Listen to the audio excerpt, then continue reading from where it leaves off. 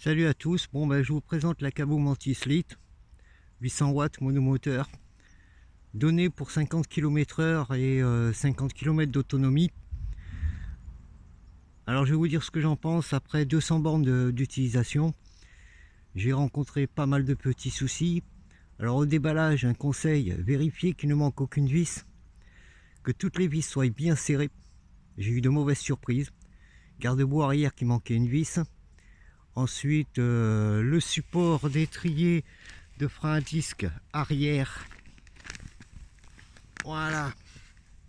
Vous voyez les deux vis chromées, c'est deux vis que j'ai remplacées étant donné que les pas de vis étaient inopérants et je me suis retrouvé avec le frein à disque qui se promenait sur le disque en roulant. Donc j'ai été obligé de remplacer par des vis inox, frein filet et boulon nil stop pour sécuriser le tout derrière. Mauvaise surprise. Après, au niveau des réglages, je vous ai déjà fait le tuto pour la débrider. Surtout pas couper les deux fils, il n'existe pas. Donc c'est le code 9221 à faire. Sinon, mes premières impressions, super petite bécane. Très confortable une fois qu'on a réglé les amortisseurs par rapport à son poids.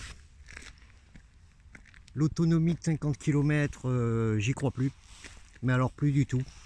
On va dire que je suis plutôt aux alentours des 35-40 en mode économique, bien sûr, parce qu'en mode sport, on va les oublier. Hein. Donc 50 km/h et 50 km, c'est des données sur papier. Très bonne bécane, silencieuse, bonne réactivité des freins. J'ai rajouté les deux petits rétros là, c'est bon.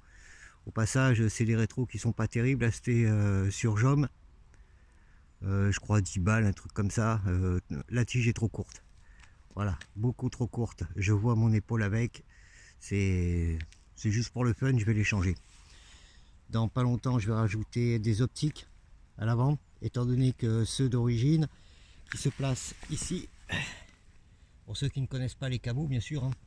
Les autres, vous savez où c'est. Il y en a un de chaque côté. Il n'éclaire rien, que dalle. Franchement, le soir, tout ce qu'on voit, c'est les LED qui sont sur les côtés.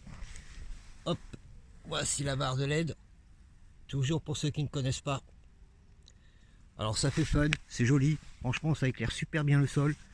Mais devant vous, vous ne voyez rien. Les feux stop marchent très bien. Mais comme sur toutes les trottes, problème, beaucoup trop bas.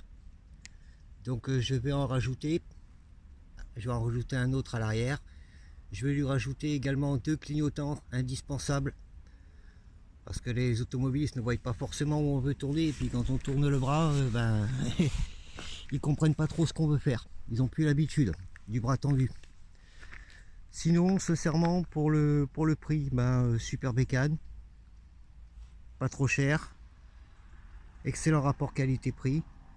Si ce n'est voilà les petits soucis d'autonomie, de visserie à vérifier. Donc j'ai passé une journée complète tranquillement dans mon atelier à dévisser toutes les vis une par une, croyez-moi qu'il y en a, et à toutes les passer au frein filet. Voilà, je vous referai d'autres vidéos de petites balades dès que j'ai mon support de téléphone et ma nouvelle GoPro qui va arriver, et au fur et à mesure des modifications, parce qu'elle va être modifiée, ça c'est sûr.